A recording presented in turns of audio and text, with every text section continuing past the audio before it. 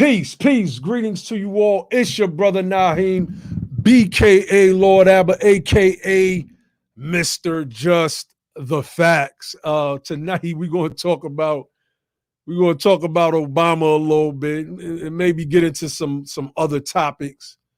As you come in, make sure you hit the like button and share this video out.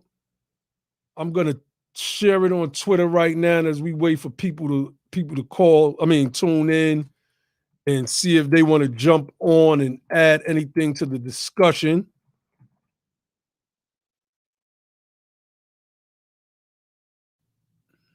Hold on one second, family. Hold on. So again, if you're not subscribed to the channel, make sure you hit the subscribe button, share this out, let people know that we having a conversation today. I think my bros will be on later. If not, we'll have a short conversation, but we're gonna get into this Barack Obama reparations claim or statement rather that he made and why it's so problematic. I'm just getting the news. Shout out to brother Corey, one of our BTP mods is in the building. Shout out Maurice Carlisle. Shout out to everybody that's tuning in at the moment. So I think what I want to do first is I want to start with some of Obama's claims on reparations. So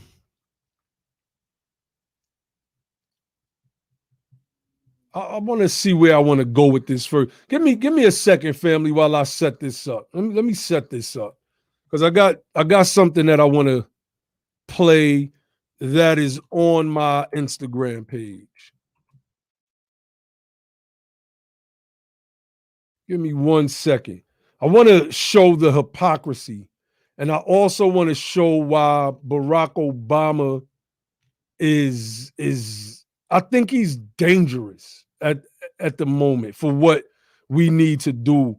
And like the brother said, he's really technically no different than Larry Elder, Burgess Owens, or Herschel Walker in his stance on reparations. So let me set this thing up. Make sure y'all hit that like button as y'all come in. Make sure y'all share it out. Yeah, you're right, Maurice Carlisle. Obama is a white man with brown skin. It is just a fact. Shout out Brian Smith. I see you, fam. So I want to start with the Ta-Nehisi Coates article in the Atlantic. So let me share this real quick. Peace to all the freedmen out there. Matter of fact, before I get into sharing this, let's talk a little bit. I see Yvette Carnell is back attacking BTP. Ain't nobody thinking about you, Yvette. Ain't nobody's thinking about you. BTP is doing BTP. We're pushing this freedman narrative, and is catching like wildfire. So your little hating tweets trying to get people to disassociate themselves from us, that don't mean anything. That doesn't do nothing. We are uncompromising. We did a clubhouse room today for the purpose of addressing what we call the nigger hole tribe, because that's what these dudes are. They're a bunch of liars that are taking our people off the path. And you screenshotting our clubhouse room and sharing it up as if people are going to be like, I'm not messing with them.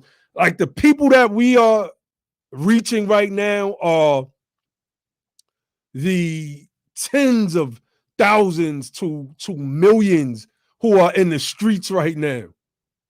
They the type of people that would never follow you, Yvette, or would never follow Antonio Moore. And this is about as much breath I'm going to give to y'all because y'all dying out. I heard what happened in Clubhouse today. You went in a group. It was like a queer group.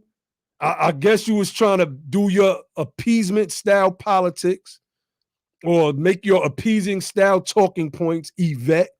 And I heard they cursed you out and then kicked you out the room. Then you come on Twitter hate tweeting at us.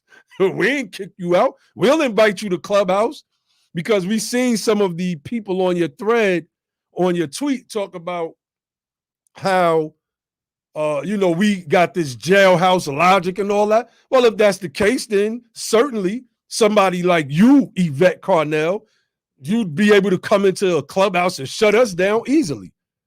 We welcome you. We welcome you and Tone actually to come into one of our clubhouses. If not you or Tone, Princess 666 or Caesarina, or however you pronounce her name, one of y'all come into our clubhouse and see if what we present is jailhouse logic. So we won't kick you out the room. We just going to beat you up with the information. It's just as simple as that.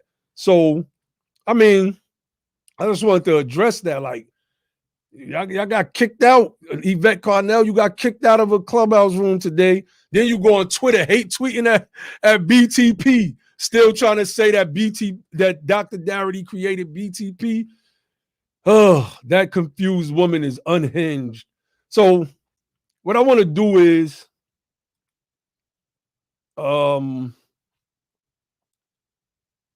I see you, Josh. What I want to do is I want to share this article by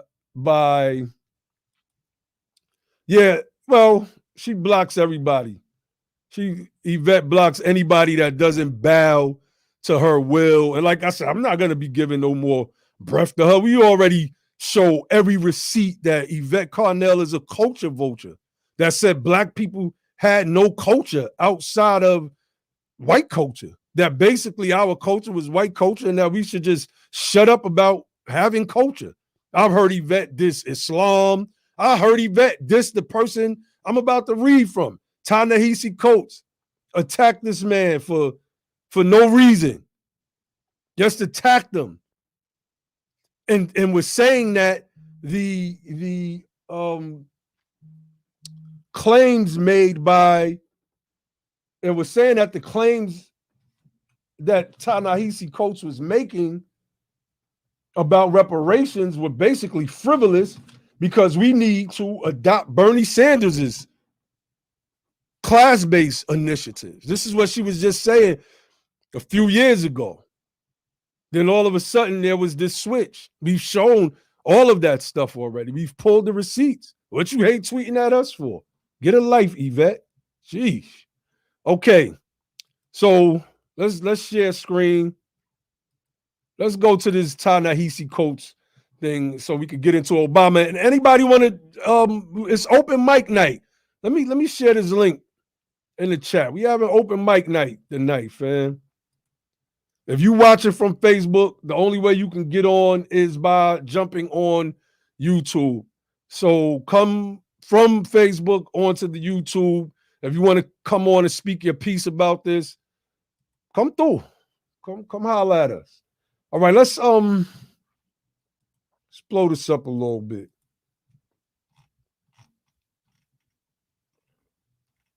Damn, I lost it. All right, here we go. All right, I'm not going to read all of this, obviously, but I want to get into some of this. You know, this is Ta-Nehisi Coates questioning Obama on reparations. And let me see.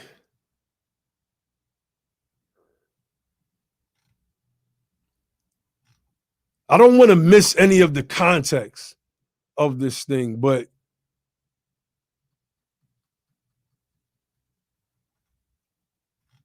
you know what? Let me just go to what I was going to read. He says, step number 2, and this is where I think policies do need to be somewhat race specific, is making sure that institutions are not discriminatory. So you've got something like the FHA, which was on its face a universal program, that involved the huge mechanism for wealth accumulation and people entering into the middle class. But if in its application, Black folks were excluded from it, then you have to override that by going after those discriminatory practices. Now, the problem with what Obama is saying here is that he was asked to do this by Byron Allen when it came to the banks. You know, Byron Allen was basically asking him to audit these banks who have been discriminating against Black people. He didn't do it. So a lot of his political double talk is blaring when we look back on it. We can see all of the holes and the hypocrisy, right? He says the same would be true for something like Social Security, where historically, if you just read the law and the fact that it excluded domestic workers or agricultural workers, you might not see race in it unless you knew that covered a huge chunk of African Americans. I would say damn near all African Americans. I mean, what are you talking about? Anyway, particularly in the South. So reinvigorating the Civil Rights Division of the Justice Department, making sure that in our Department of Education, you know, education is their go-to, where we see evidence of Black boys being suspended at substantially higher rates. See, this is the same thing that Larry Elder said. I'm almost willing to bet that Larry Elder read he read this before he came on. Peace, brother Dre. I see you. I got you in. You know, so this is, you know, this is funny when you think about it, because how do you address the behavior of the Black boys being suspended at substantially higher rates, right? Obviously, there's an issue in education, and you keep trying to push education. There was a young brother, about, I think 12 years old, that wore a shirt, and the shirt said Black King. And his white teacher told him that shirt was racist. Told him that this 12-year-old, I believe he was 12, that we need a White History Month. All of her racism spewed out to this young boy. I mean, this may scar him, but in the interview, the young boy stood his ground. I wish I had the link to that. I think I posted it on my wall. If I find him on Facebook, if I find it, I'll put it in the chat, right?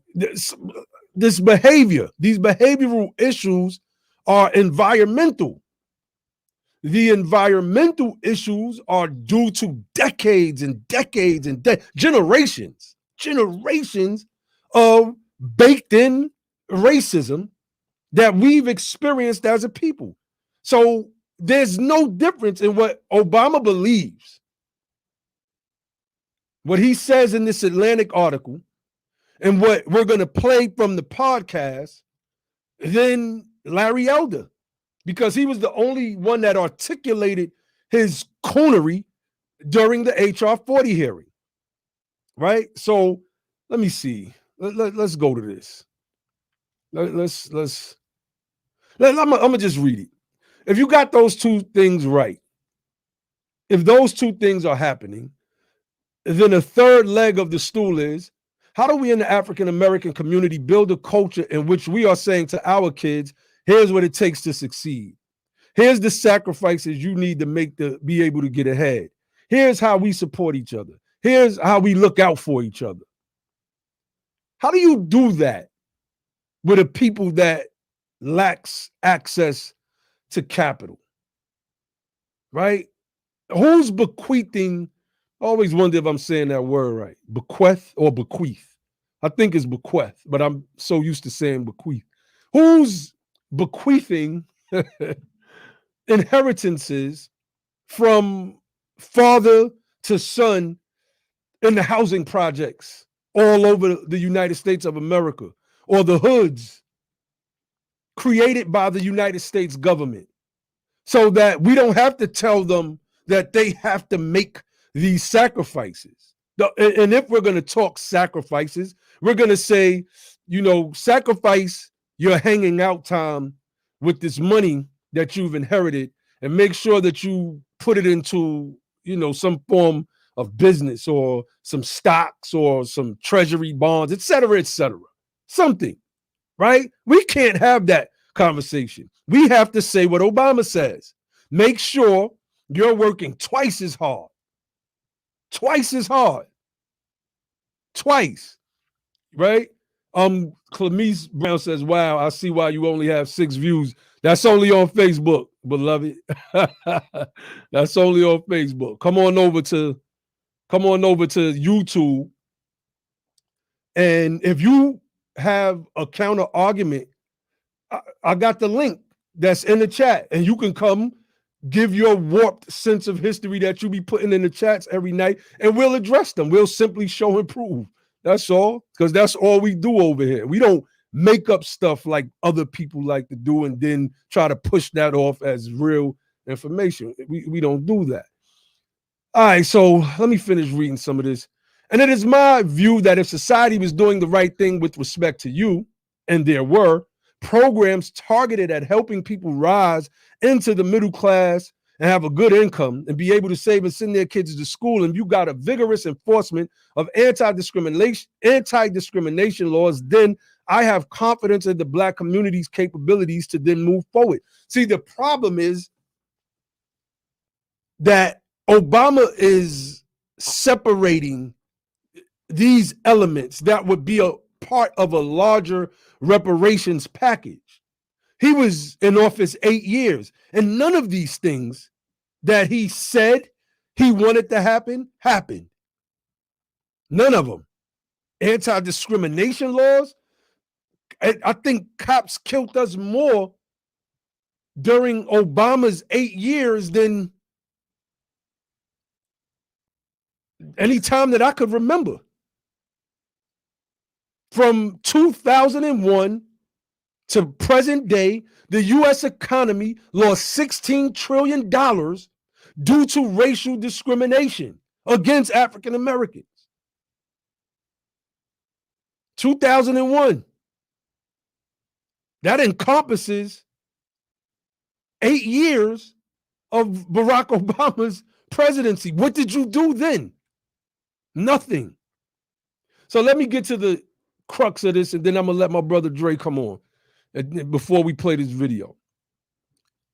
Obama says, now, does that mean that all vestiges of past discrimination would be eliminated?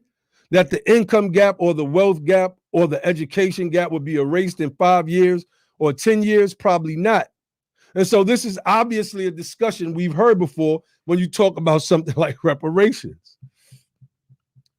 Does that mean that all vestiges of past discrimination would be eliminated? You separate that, because that's not what reparations is designed for. And that's not what any program that he politically spouts, right, would be designed for, because past discrimination can't be eliminated. It's already happened. It's done with. But then he adds, he's slick, that the income gap or the wealth gap or the education gap would be erased in 5 years or 10 years. Well, yeah, if we got reparations, yeah, we can technically erase the wealth gap and the education gap. Because if you think about poor kids going to school, and studies were done on this decades ago, they don't concentrate the same. They have issues in the home. They're hungrier more than other students. Like, these studies were done on this. He says, theoretically, you can make obviously a powerful argument that centuries of slavery, Jim Crow, discrimination are the primary cause for all the gaps. Theoretically,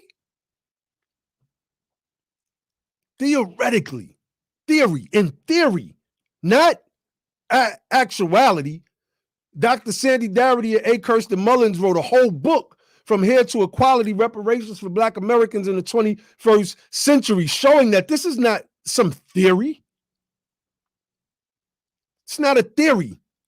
It's just the facts that that slavery and Jim Crow and all of its cousins and sons and daughters and vestiges are responsible for the wealth gap. It says that those were wrongs done to the black community, he says, I should say, as a whole, and black families specifically, and that in order to close that gap, a society has a moral obligation to make a large, aggressive investment, even if it's not in the form of individual reparations checks, but in the form of a Marshall Plan in order to close those gaps. It is easy to make the theoretical argument, but as a practical matter, it is hard to think of any society in human history in which a majority population has said that as a consequence of historic wrongs, we are now going to take a big chunk of the nation's resources over a long period of time to make that right.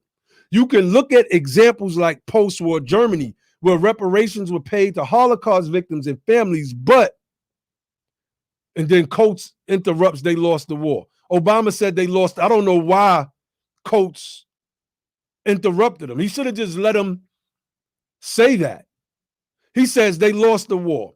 Say what he was saying. Small population, finite amount of money that it was going to cost. Not multiple generations, but people, in some cases, who are still alive. He's making Mitch McConnell's argument.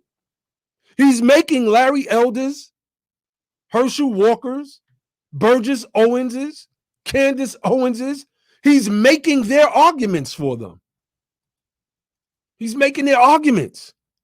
Brother Dre, what do you have to say to what I've read so far, particularly in context of what Obama's recent statements are? If you heard that, heard his podcast with Bruce Springsteen.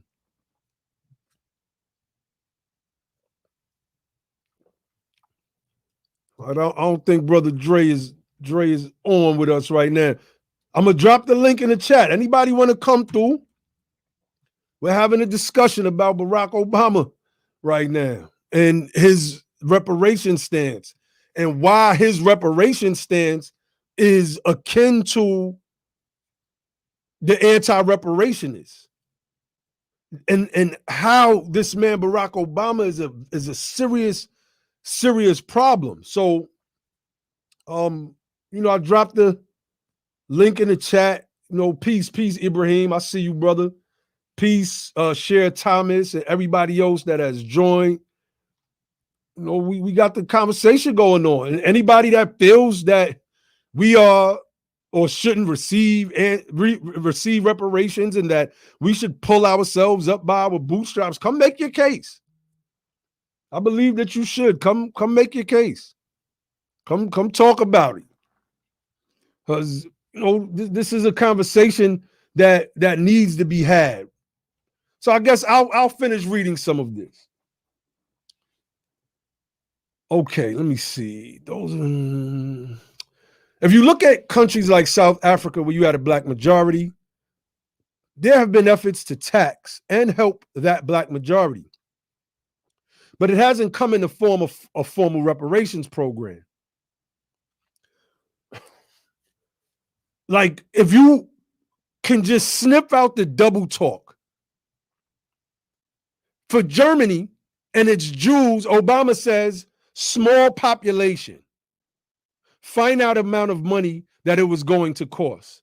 Well, the descendants of freedmen in America, once you remove the immigrant populations, is a small population.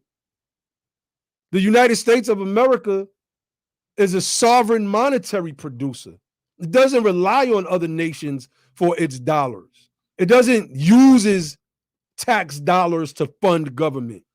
It prints the money that it needs. We've seen that with the passages of the CARES Act, the HEROES Act, all of these different acts. Obama is making a Republican style, former slave, descendants of former slave master type arguments. And that's what he is. He's a former slave master.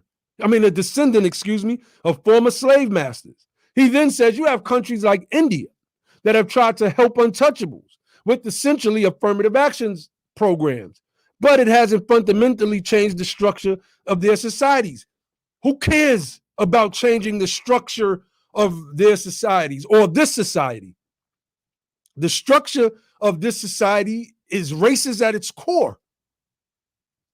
Either it's going to die out or it's going to live. Are you trying to tell me that should be the reason why we don't get reparations? This is lunacy. Read this stuff, man. This guy's Obama is a problem.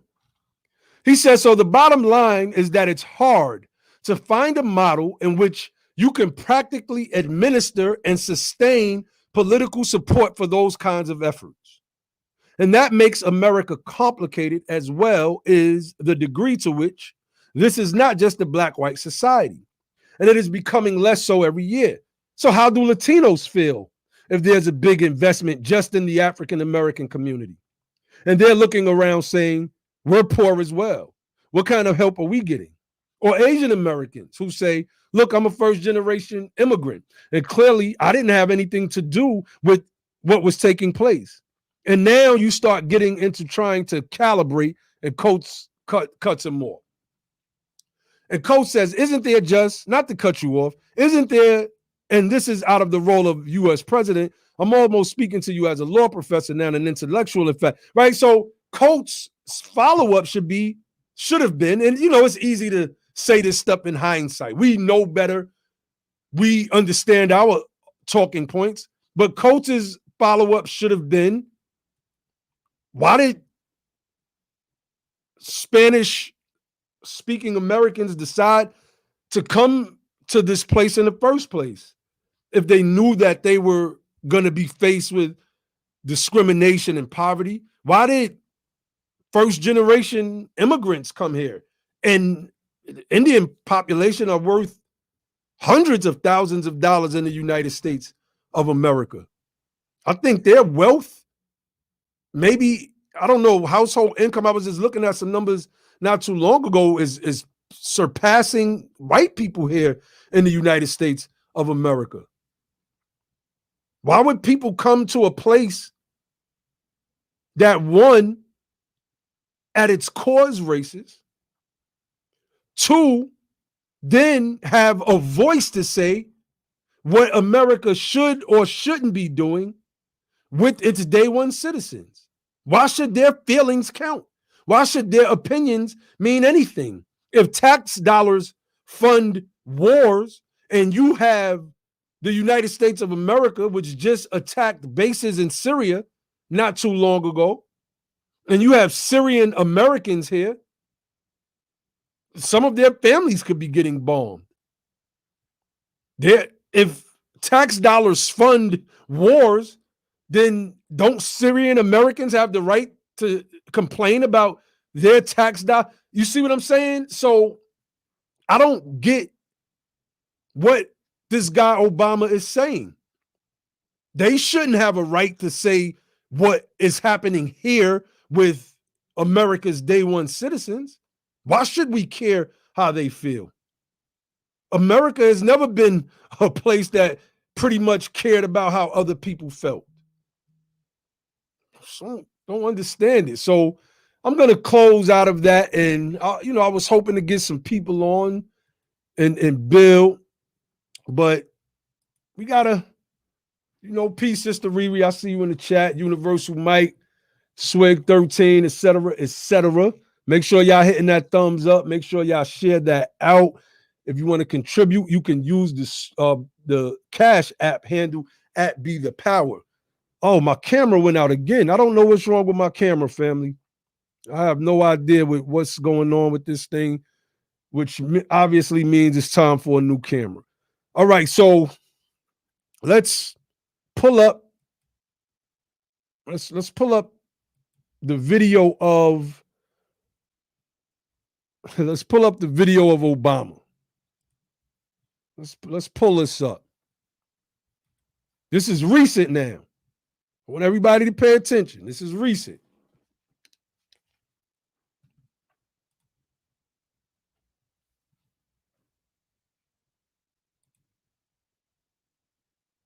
Counterproductive. And it's perfectly understandable why working class white folks, middle class white folks, folks who are having trouble paying the bills or dealing with student loans or, don't have health care, where they feel like government has let them down, wouldn't be thrilled with the idea of a massive program that is designed to deal with the past, but isn't speaking to their future. You're saying we live in a country where we can do that for bankers on Wall Street, but we can't do it for a part of the population that's been struggling for so long. Well, I promise you, white folks don't like that either.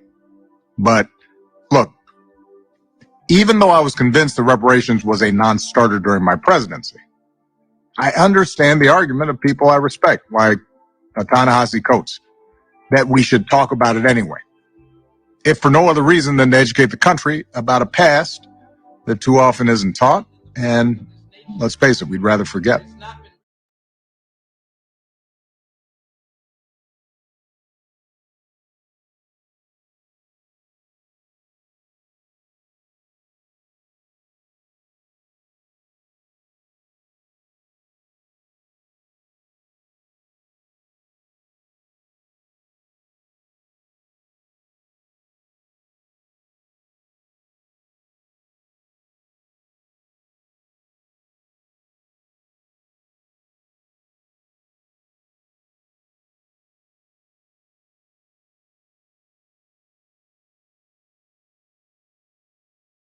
Yeah, peace. My bad. I was on mute. You listen to this guy, and he's still doing appeasement politics. This is what you call appeasement politics right here. I want to go to my Instagram page and share something that I have posted up. We have to show this. And we have to make sure that when we're talking to our people, we can give them an understanding of what an Obama presidency, or how I should say Obama's presidency did. It was just no good. It was no good. And now we get to, we get to have this conversation in a different type of way. So let me let it reset, family, because it just starts on its own, and then there's no way to like pause it or bring it back to the beginning. So hopefully it'll start back over. But I wanted to play this because this guy is horrible, man, when it came to our people. Horrible.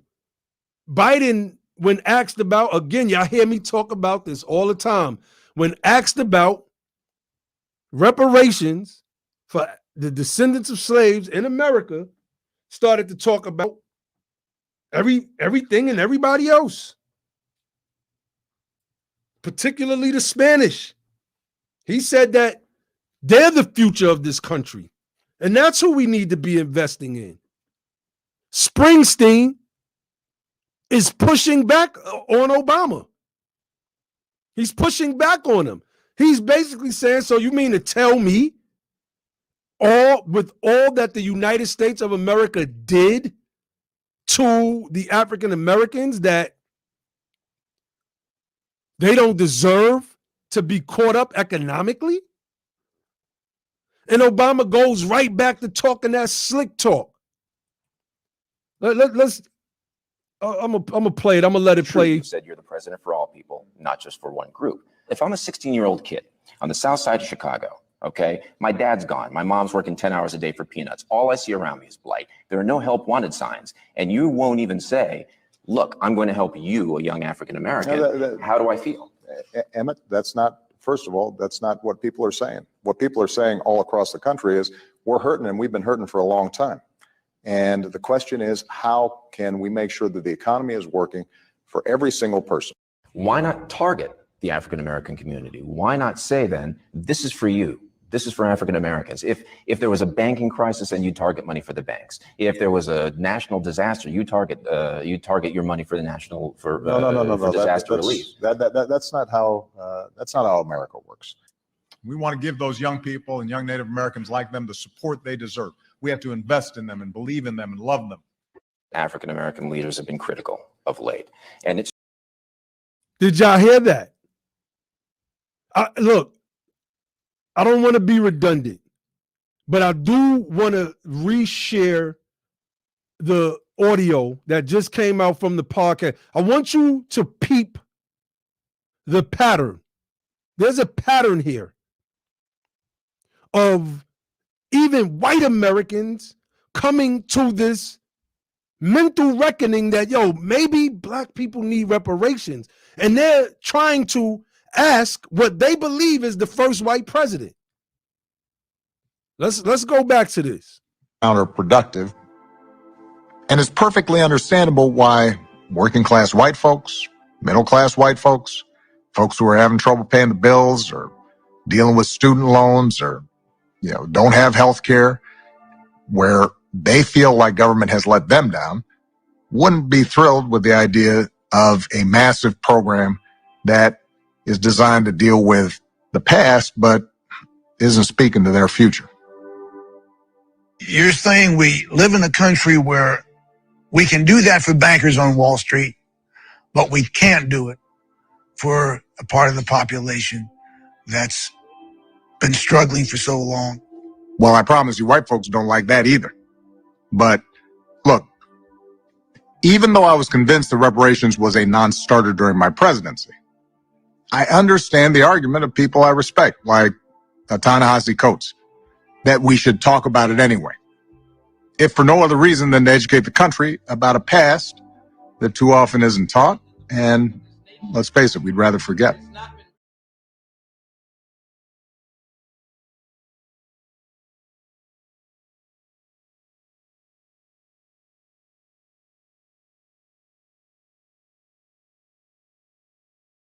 You see, we'll never forget Obama because this is our legacy. This is a legacy that you did not come through. Brother Dre, I don't know if you still here with us, but jump in whenever you feel. But I want you all to peep the two similarities in that discussion. The first one I played from my Instagram page and this one with Bruce Springsteen. They basically both said, but you bailed out the banks. Why not help people who have been struggling for so long? And Obama's response to Springsteen was, white folks don't like that either. Then why did you do it? Why did you bail out the banks? You see, this dude is saying that I'm not going to bail out black folks because white folks don't like it. Springsteen said you bailed out the banks. He said, well, white folks ain't like that either. But you did it. You did it. We have to become more politically savvy. We have to get our reparationist candidates in office. It is the only way to make an impact on this reparations push, because so long as people like Barack Obama are voices in that Democratic Party, which knows that it has black people in America as a captured electorate, nothing will get done for us. Obama's policy is the rising tide lifts all boats.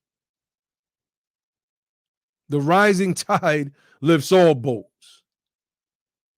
Everybody else doesn't anchor attached to their ankles. Except our people. What's up, bro? What you got, brother? Yo, sorry about that. So the reason why I jumped on this show early, because when I first had our first conversation with you, if you remember, I said to you what? I said Obama is nothing but Reagan. And this is why once I seen him do this podcast, when I seen him do this podcast, I said touchdown. I said it because if you listen to him, if anyone studies economics like I do, he is a what they call supply side economics, right? The trickle down effect, even though he's a so-called Democrat. But quantitative easing, what he did, that's trickle down effect, right? Or like you say, bailing out the banks, the trickle down effect. But the terminology and the nomenclature of saying, well, white folks, they won't like that either. Boss, you know, it's a lot of things you can say to people, right? And it's like what he literally says. So let's break this down into layman terms. He's saying two things. He's saying, one, what I said on your last clubhouse, well, not your last clubhouse, the one that me, you, Logic, and the other dude was talking about when the dude was like, the dollar's gonna crash. I said, listen, in the United States of America, without money, you're not a citizen. You just live here. And what he said when he said, well, they got student loans too. They don't want to be poor. He's telling you, you're not the class that I have to worry about. That's what he's telling you. You're non-existent in this country. I'll worry about you when y'all get some money on your own accord. Not I'm going to undergird you. I will worry about you when you get some money. That's what he's saying. Because everything that he gave you as a retort, or he basically said, look, white folks got student loans and white folks got mortgages and they don't want to be poor. So y'all gonna have to do that. Y'all deal with being poor. And that's Reaganomics 2.0. That's what Reagan said, right? When he said, we're gonna throw more money out to the rich. Remember when he was in the Bronx? Remember when Reagan was in the South Bronx and said, what did you people do here? Yeah, that's what Obama just said to y'all. So I'm glad he said that. So now when black people look at their picture of Jesus and Obama next to the fork in their living room, I want them to listen to that podcast every single day and understand that he was Reagan all over again. I mean, that's exactly who he sounds like. He sounds like a Reagan conservative.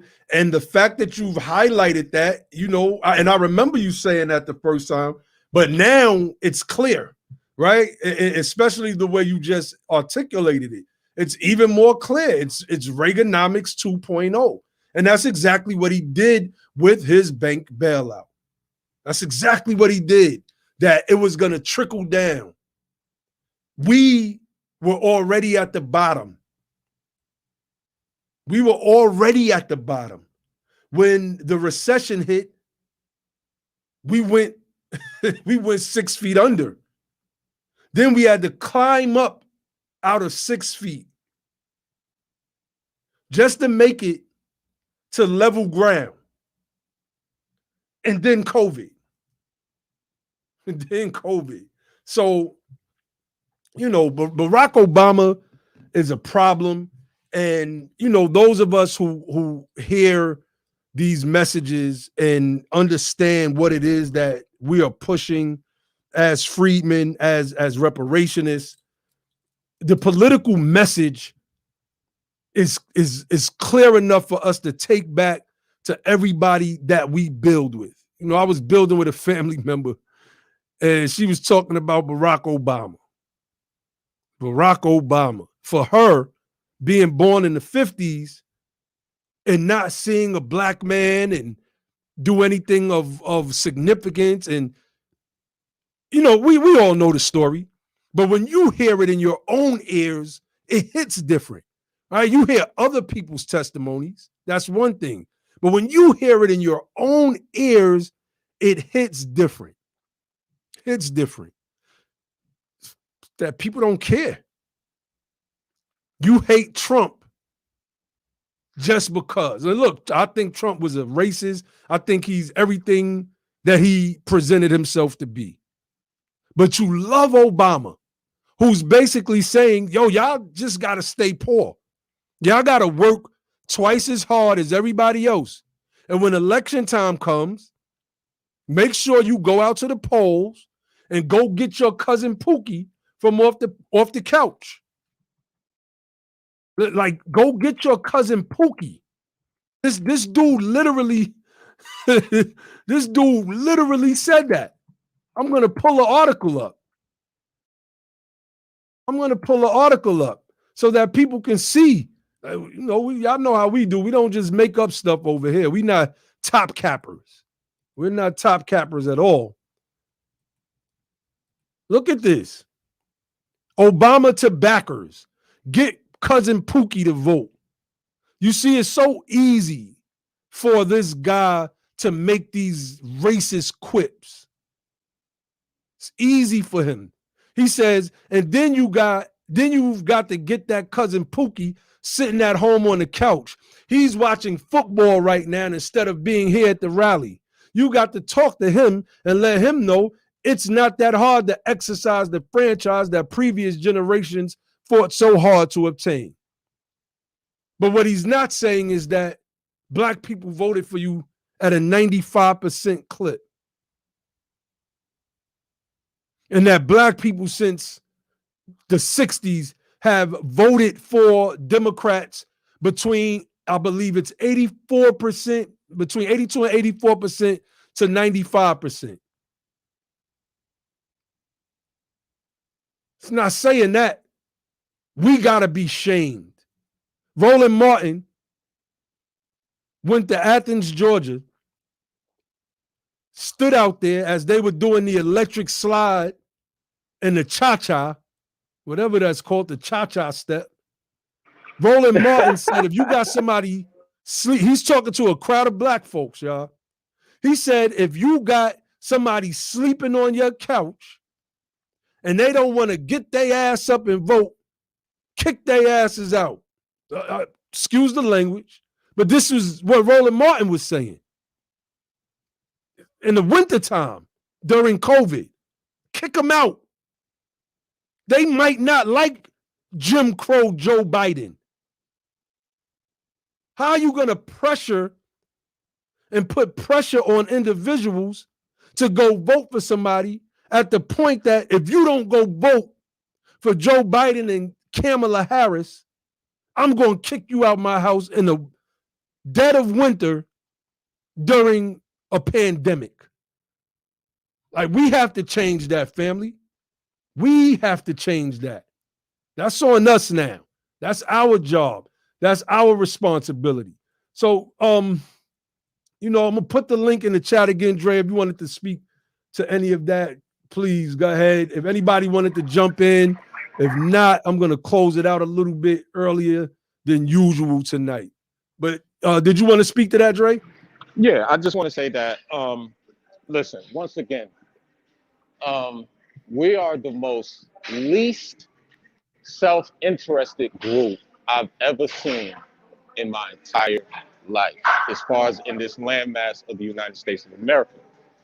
We don't understand, one, that money, I'm talking about physical money, I'm talking about wealth, being able to go to the bank, is the baseline to being a functional adult. I'm going to say it again. If you don't have money, right? So let's just look at life, right? As you get older, your teeth develops plaque. It develops calcium, right? You know what you need? You need your teeth clean. If you don't have money, how do you get your teeth clean? If you don't have insurance, how do you get your teeth clean? Now, what happens if you don't get your teeth clean? They fall out your mouth. I say that to say this. You got a person that's saying, who we literally deified as Superman for the black community, tell you, I'm Superman, but all I'm gonna give you is nothing but kryptonite. And you should be happy because Superman gave it to you. Okay. Then you got a man who goes in front of black people, graduates from a HBCU, and tell them you have no excuse. Yeah, you're poor, and yeah, you're putting water on your cereal, but I don't care. Go out there and do it. Because I sure didn't, because I've inherited 500,000 of stocks. See, the problem is that we don't really understand what happened. And this is why it's just been repeated with the Biden administration, giving you Copula Harris. I still don't understand the celebratory approach we've taken to this woman. And listen, someone posted on y'all group today, I think it was Ali, like what just got passed with the LGBTQ civil rights thing. Yep. I'm still waiting for a so-called lift every voice, black agenda, mama, don't fry the chicken too hard plan that they're trying to give us, because obviously they're not doing it. We don't understand that we have totally been locked out of this country. And until we have a total self-awareness, you know, going back to Homeboy who said that in the group that day, I always tell black people this. I've never met a group of people, meaning American black people, in your new term, well, not new, but the terminology you're using now, freedmen. We're the only people that's waiting for the dollar to crash instead of us getting a dollar. So, okay, the dollar crashes tomorrow. What do you have to undergird yourself when the dollar crashes? Tell me that. Like, I'm waiting for one black person to tell me I have this. So, like, why would you think the powers that be would allow you to come up if the dollar crashes? And why would they want you to come up? Like, if that's the case, why won't they let you come up before the dollar crash? We are silly, bro. We beyond silly. I argue with people at work every day about, Andre, all you think about is money. Yeah, I do. I do. I don't hide that. The difference is Andre's not going to rob from you. Andre's not going to steal from you. Andre's not going to sell you a class about stuff that I don't do. I'm not going to hustle you. But I am going to tell you the importance of the baseline to this country. Once again, if you don't have money in the United States of America, you're not a citizen. You just live here. And I stamp that. I'm telling you, this man just told you, white folks don't want you to have no money. White folks don't want to come out their pocket. Okay, no problem. Then all of y'all who praise Obama and Michelle and the two kids, please take your pictures down effective immediately, because he just told you, I don't care if you eat or not. That's all I got to say. Indeed, indeed. Now, look at this Equality Act that was passed by the House today. Think about Obama's words. White people are not going to like that. You think a majority of Republicans liked this? This bill doesn't make it in a Republican Senate. This bill does not get passed in a Republican Senate. Just doesn't. They do everything for everybody else. And like Dave Chappelle said when he was breaking down those letters, he said that takes up a third of the alphabet. And, you know, people be wanting us to be politically correct, and we gotta can't express ourselves and how we feel. You know, like I always say, people gonna do what they do. I don't have to agree with it. That don't make me homophobic, because I don't have no fear of those people. My fear is that our families are not going to get extended. That's my fear, first and foremost. But anyway, he says of the G's, he said they're usually white men, and they're driving the car, and they know the roads. Well, this is another bill, in my opinion, that is for a specific group of people that are largely white in the United States of America. If you think about it, it's not going to help our people. If you have protections, if you're gay or a lesbian, from maybe some type of discrimination because of your sexual preferences, okay, but you're still a part of the pool of those of us who descend from the freedmen, who are only worth $1,700 at the median. You're still a part of that pool. You're still a part of the poor class. You're still gonna have a company pick someone else over you, no matter how qualified you are. More than likely, someone is going to get picked over you. You're still a part of that group of people. This is specificity right here, what we're looking at. But Obama said white folks won't like it if we pass reparations. We have to see this thing for what it is.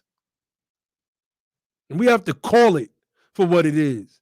And we don't have the political power yet, but we have political voices. We have political voices, and we're going to use our voice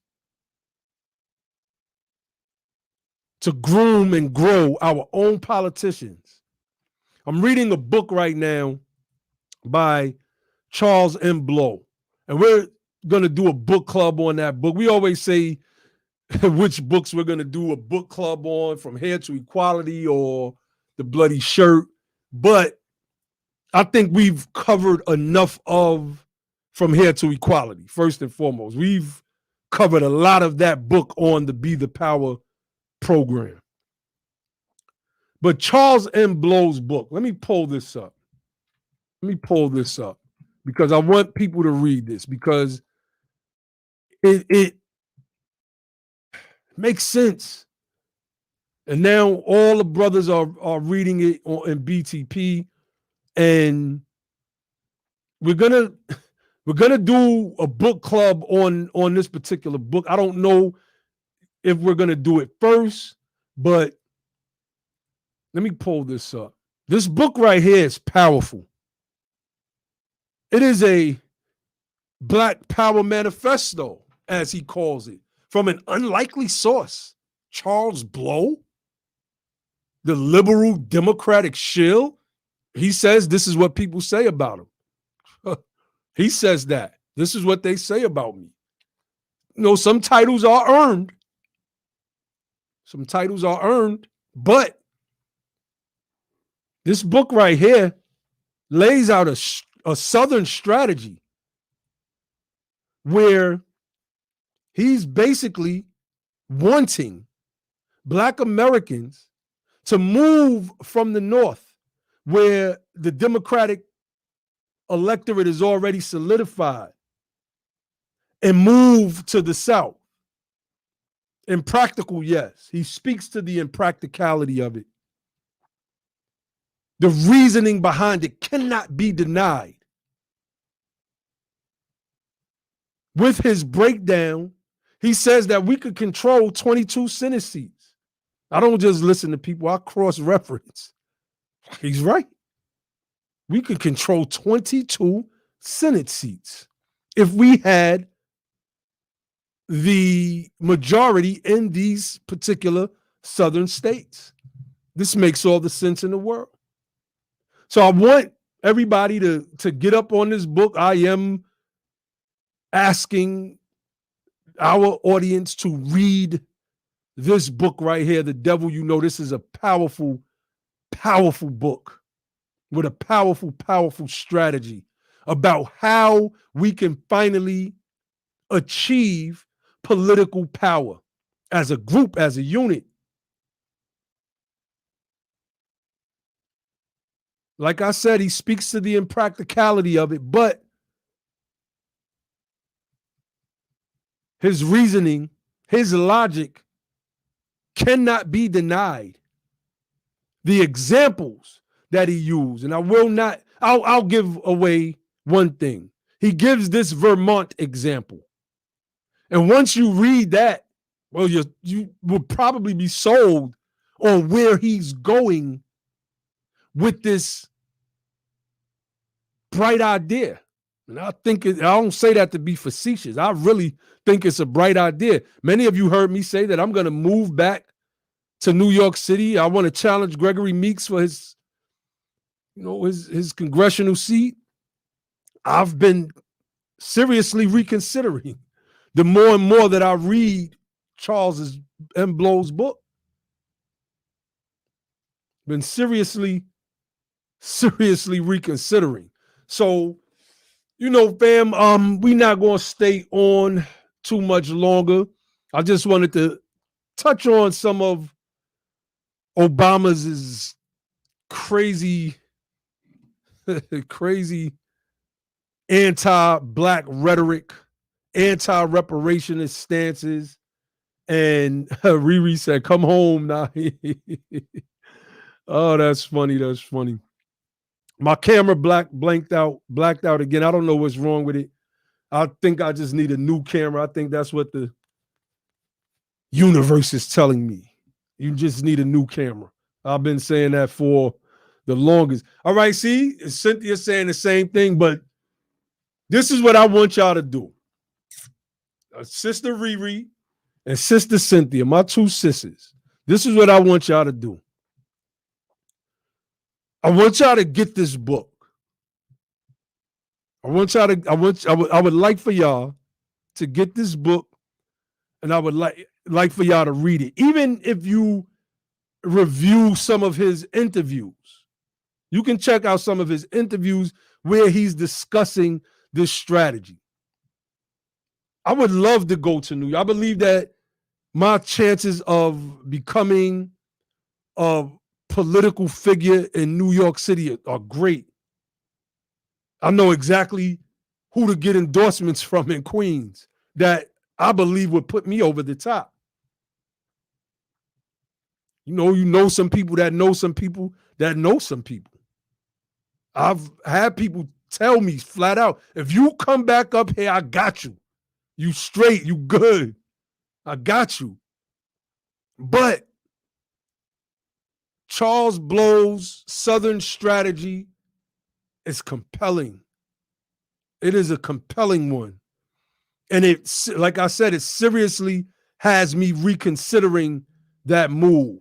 I don't know when the book club will be, Brian Smith, but, you know, I think I want to make it, today is the 25th, maybe a month from now. One tall girl, 78, said you need way more than endorsements. You need money. I'm like this, right? If you could get 2 endorsements from 2 high-profile individuals from Queens, and you put the link up to your site where you are fundraising for your campaign, I think the money will flow in. I believe that money will flow in. One tall girl, 78. I really believe that. Cynthia McDonald said AOC did not have a lot of money. That's true. When she defeated, I believe his name is Hoyne Steyer, if I'm not mistaken, he was set to be the next House rep. I mean, he was a shoo-in. He was a shoo-in. AOC defeated that dude. She didn't even know she was winning. I think she was telling her story. Everybody was running in to see the results, and she was running with them. Like, what the hell is, like, what's going on? It's like, yo, you won. Like, what? She didn't believe it. She didn't believe it. So, no, it's something that I'm wrestling with. It's seriously something that I'm wrestling with, because I've been saying that for the past year. I'm ready to move back to New York City and get political. The streets are falling apart up there. I was talking to my mother yesterday. She said, man, they killing people in New York like it's going out of style, particularly where I'm from in Queens and Far Rockaway. She said they killing each other like it's going out of style. Let me see. Khalif Alexander said, in the bodies on the ground, money is important, but the bodies on the ground is more important. That's what I'm saying. The way New York is set up, right? Particularly those of us who are from the housing projects. I mean, it's really, you learn it from the Jehovah's Witnesses that don't mind going into the housing projects with their watchtowers, knocking on every single door and giving them away. In our instance, we would do the same exact thing. all the housing projects in Queens, all the black neighborhoods in Queens. But first, we trying to get all the votes, but we're going to hit our people first. We're going to hit our people first. So let me see. One tall girl said, my father ran for a local office as an independent and got every endorsement from small and large paper and union. He lost because he wasn't backed by a political party. I mean, it's time to start a new party, sis. It's time to start a new party. But she says something interesting here. She says AOC had a team behind her, and she did not defeat Steny Hoyer. I could have said the name. I can't remember who she ran against. But it says she had people that had a calculated strategy to defeat a lazy incumbent. I forgot the name of the guy. I was trying to remember. I stand to be corrected always. Always. She said Cori Bush was backed by the Democrat. Yeah. But let's start our own party. Because at the end of the day, the vote is worth more than the $1 bill. Brian Smith said, no, she wasn't. The Democratic machine backs incumbents. Well, that's an absolute fact. The Democrats backed her opponent. That is an absolute fact. Riri said that's true. Boots on the ground, baby. Yeah. It's not a hard thing to do in New York. Subway system, buses, housing projects, everything is kind of tailor-made to spread political paraphernalia. Really.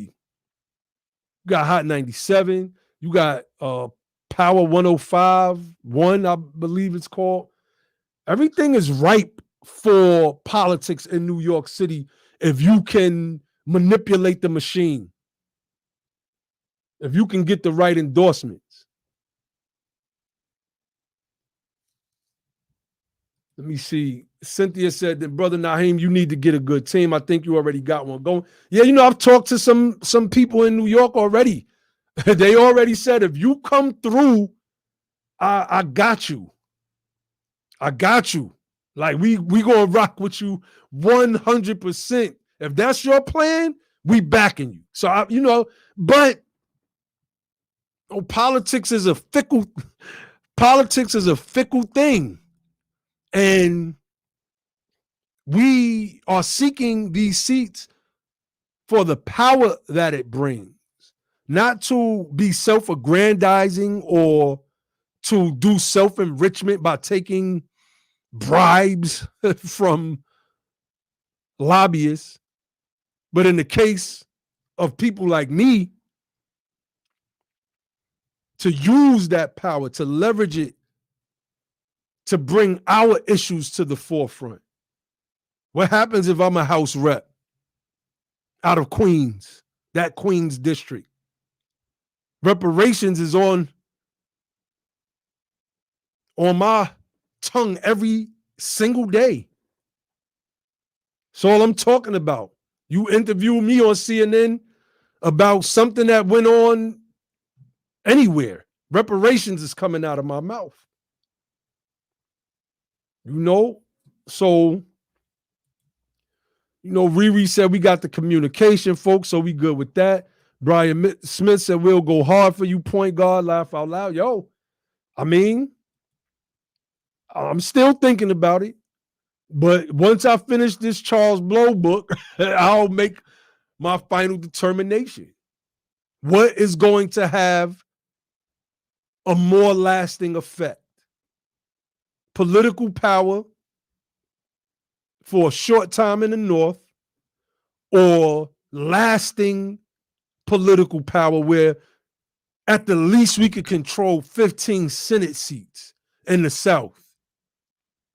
You put those two things on a scale, well, controlling at least 15 Southern Senate seats, it's going to outweigh the other very easily.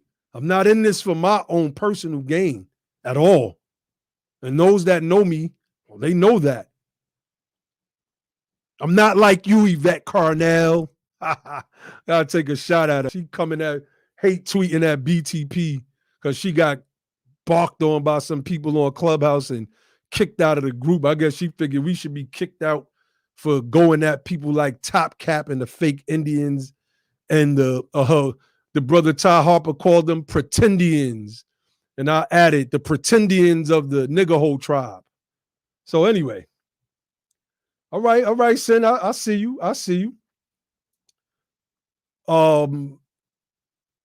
Excuse me. Yeah, you're right. One tall girl, 16. I'm just talking. I'm just rambling. I'm just rambling. You are absolutely correct. Not 15, 16, right? I'm just rambling, but it's possible it could be 15. It's possible. In Georgia, I mean, what would have happened if Purdue won and Warnock? You would have an odd number, correct? So peace, Barn Dog D, I see you. You know. We going. Yeah, that's what we calling these guys, man. I'm not apologizing for it. Miss Battle asks, have I thought about running in Georgia? I have thought about it. I'm thinking about a lot of things lately. I thought about running in Georgia last year. I wanted to kind of watch the landscape, you know, particularly where I'm at, how the politics is done out here. It's extremely, extremely liberal left. So, you know, Corey Lorenz told Riri, come south, sis. It's time to come home. At the end of the day, that's where most of us are from. One of the things that Charles Blow says in his book is that although we were forced to migrate, what wound up happening, you know, because we felt that we were going to get better treatment, was that better treatment in the North was that it thinned out our political power. And he gives this reference to the African slave trade. I'm not going to go too deep into it because I really would like for most of you to read that book, you know. But he gives this breakdown of how the southern migration to the north of our people compared to the slave trade on the West African coast. It was so compelling read. It's an overall compelling argument in and of itself. All right, no spoilers. I got you, Sin. I had to throw that one in there. When you read that part, it'll give a breakdown. You know, let me see. One tall girl, 78, said, is Georgia liberal left or pushing neoliberal values? Warnock is neoliberal. Georgia just flipped blue. I don't want to say that it's liberal left, but it just flipped blue. It just flipped blue. You're not going to find neoliberal values outside of pockets in cities like the college cities like Athens or Atlanta, et cetera, et cetera. That's where you're going to see like neoliberal values and rainbow flags painted in the street, you know, all over the city. But Georgia is still pretty much a southern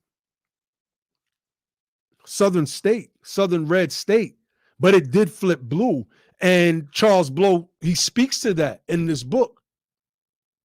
He speaks to that it flipped blue because of transplants like myself. Although I didn't vote for no Biden and Kamala, and I didn't even vote for Warnock or Ossoff. Just didn't. But something to think about, you know. It's really something to think about. Let me see. She said you can be blue and neoliberal. That's Virginia. I don't know. I don't know about that one. Virginia is still like Georgia. Virginia is like Georgia. It has a lot of transplants from New York City, from the north. I don't know. I mean, I guess there's an argument that could be made there. I guess.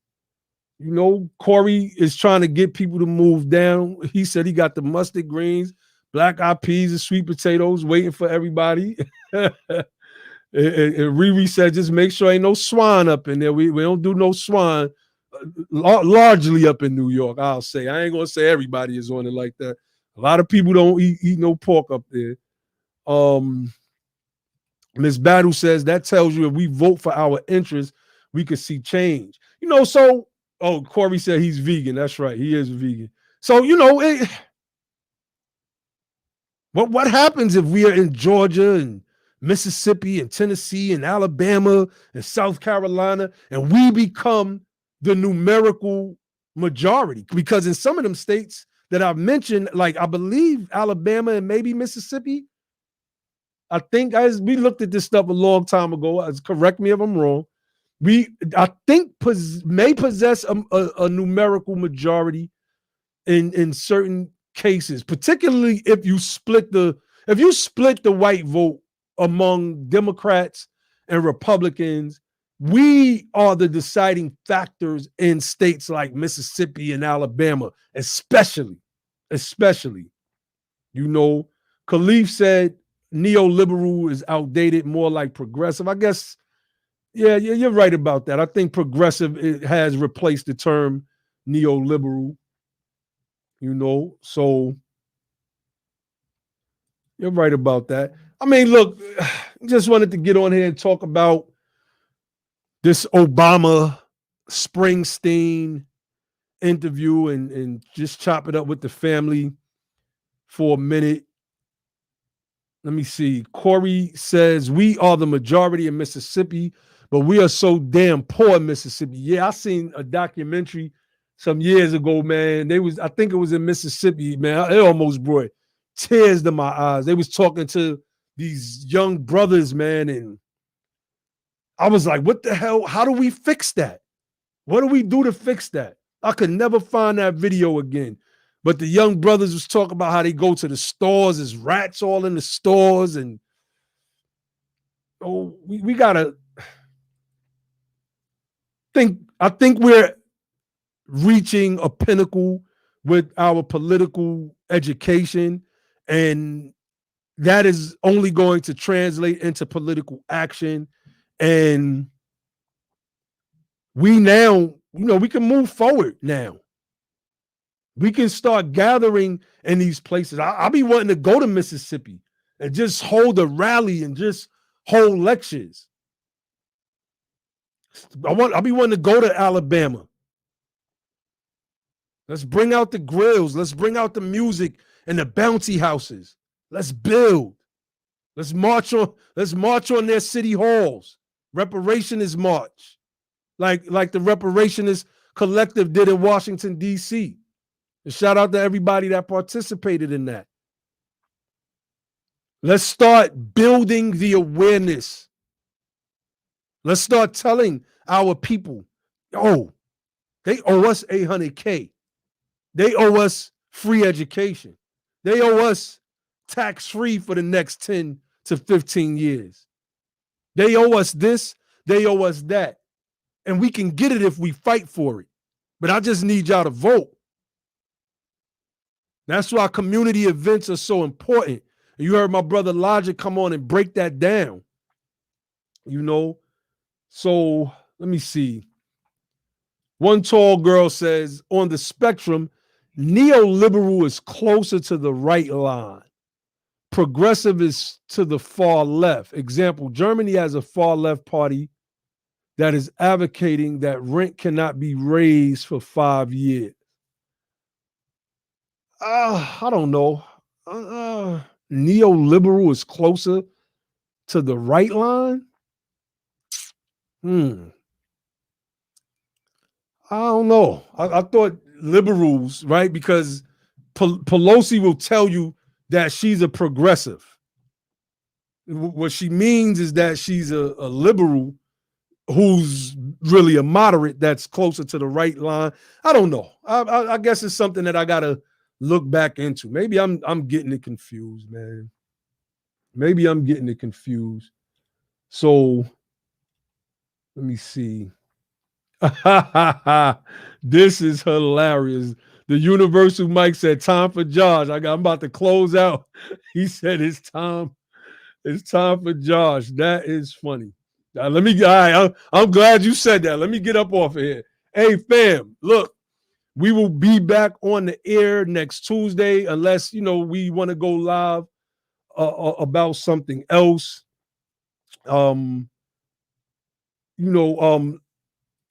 Sister Cynthia said, I would love to go to other cities and states and do reparations rallies. Let COVID break on up. Exactly, sis. I know that's the only thing that stopped us from organizing. So Sherry Thompson corrected me and said, no, Pelosi is a neoliberal. Most Democrats are. The Democrats are to the right at this time. Okay, I guess I got to go back and look at all of this stuff again. It's been a while since I've read these definitions. I'm not a liberal. I'm not a neoliberal. I'm not a conservative. I'm not a Democrat. I'm not a Republican. I'm a reparationist. So, I'm a reparationist, point blank, period. Right? Khalif said neoliberal is being looked at as big money and big banks, but with no support like progressives. They have the ground game and voter outreach. Yeah, okay.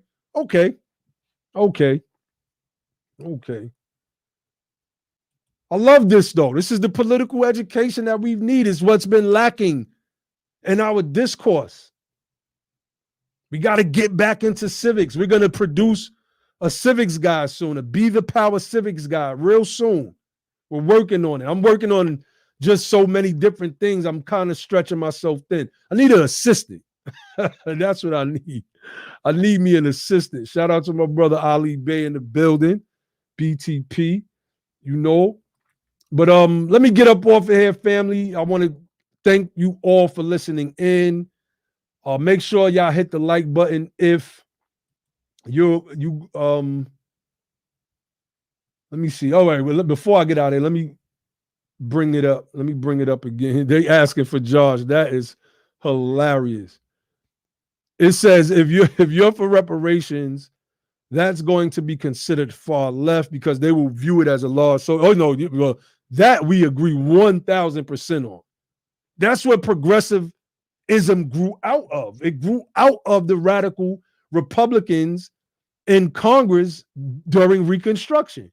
That was progressivism, to free slaves and make sure that they had the proper social programs, boots with straps on them, right? Boots with straps on them so they can put their own work in. And that was, we all know what happened with that. So,